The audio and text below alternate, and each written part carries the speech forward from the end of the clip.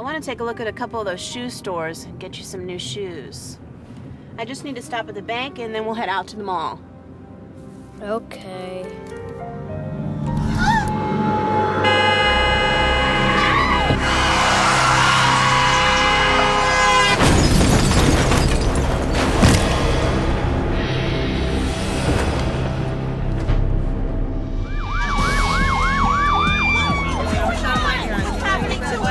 Was he wearing a seatbelt? Yes, he was wearing a seatbelt. Julian. From the cardiac monitor, he's got a nice heartbeat. Patient is a level 1 trauma patient. He seems to have a head injury as well as some paralysis below the neck. They're ready for you guys in bed 9. Okay, I got a 7-year-old male involved in an auto accident. He seemed to have a head injury. He said en route he went unconscious. Vitals are stable. Ready to move him, please. On 3. 1, 2, 3. So, Mom, what's happening? We were in a car accident on the way to the mall. All right, and where was he in the car? He was in the back seat. Was he in a booster seat? No, he wasn't in a booster seat, but he had a seatbelt on and he was in the back seat. Look, I found my Game Boy. Because children's bodies don't fit in an adult seatbelt the way an adult would, the forces during an accident can cause some serious and unnecessary harm.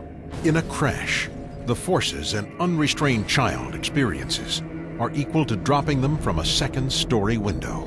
The only way to help prevent life-threatening injuries is to keep your children restrained in the back seat on every ride.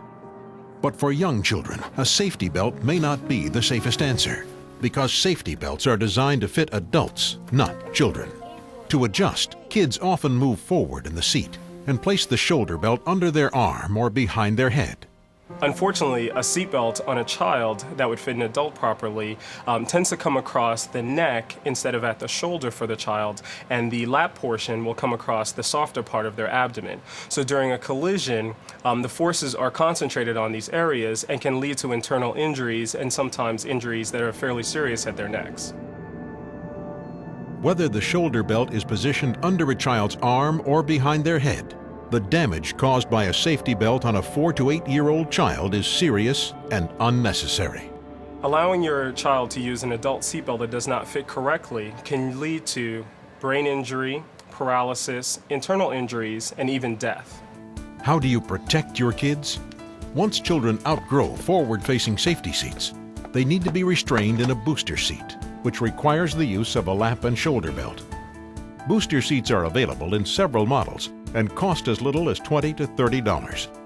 Your child should sit in a booster seat with the lap and shoulder belt on every ride until they are at least 80 pounds or until they reach 4 feet 9 inches tall. For most kids, they're at least 8 years old before they reach that height and weight. Keeping your kids properly restrained and in the back seat until age 13 reduces the chance of a fatal injury.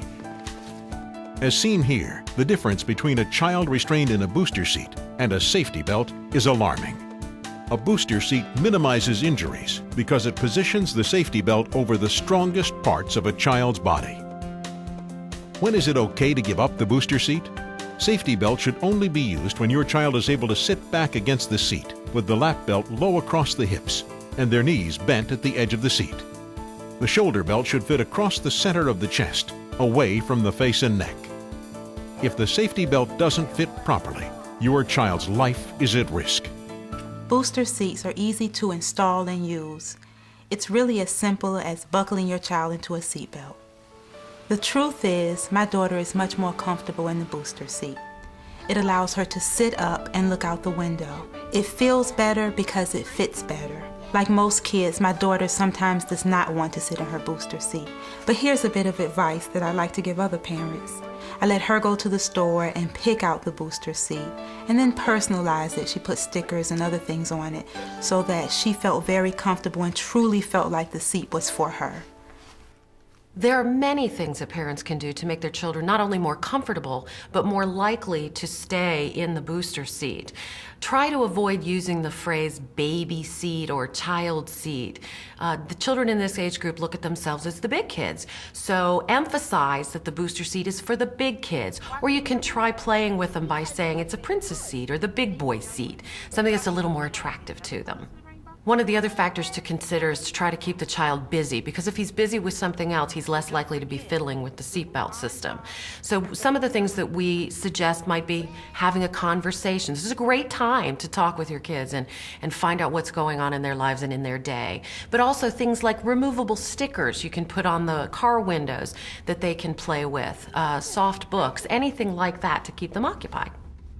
The most important thing I've taught my daughter is that if she does not want to sit in the seat, the car is not moving. We are not going anywhere. It's just not worth the risk. When I see a child in the emergency room, because he was improperly restrained, it's really devastating. You and your children should walk away from this crash.